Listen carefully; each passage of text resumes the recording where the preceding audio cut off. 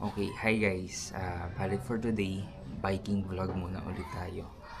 Wala pa akong balak puntahan as of now, pero ang cravings ko for today ay lumpiang sariwa. May alam ako bilihan dito sa may bandang Kalumpit, pupuntang Gatbuka, kaso tanghali na kasi, most probably ubos na yun. Kaya ang pupuntahan ko muna first ay yung Pulilan. Pumunta ako sa Pulilan dun sa may bandang palengke kasi tuwing hapon dun may nagtitindang mga ulam.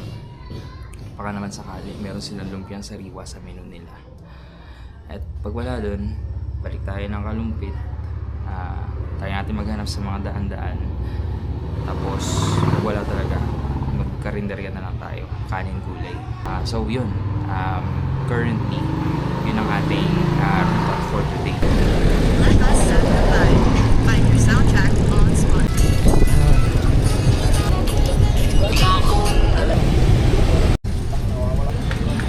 Kano po sa lumpiang sariwa? 110 lang po. Wala ba nung konti lang?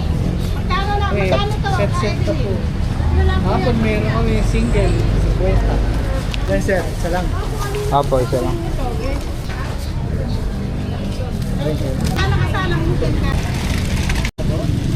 Okay guys, bale, success naman tayo. Nakabili tayo ng lumpiang sariwa dito sa Pulilan. Ang kaso, walang kutsara tinito, kaya di na rin natin dito kakainin ito.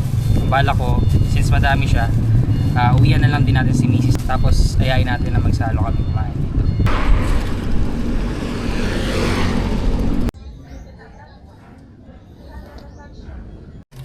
Okay guys, ito na yung binili nating lumpiang sariwa sa Pulilan. Hintayin lang natin bumaba si Druding para masimulan na natin kumain. Ito yung kasama yung sauce. Ang dami. Bali, akala ko 4 pieces yung 110 pesos. Turns out, 3 pieces lang pala siya.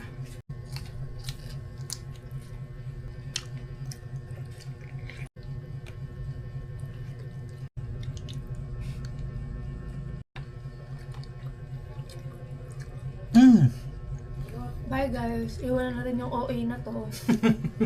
All done. All done. Sarap.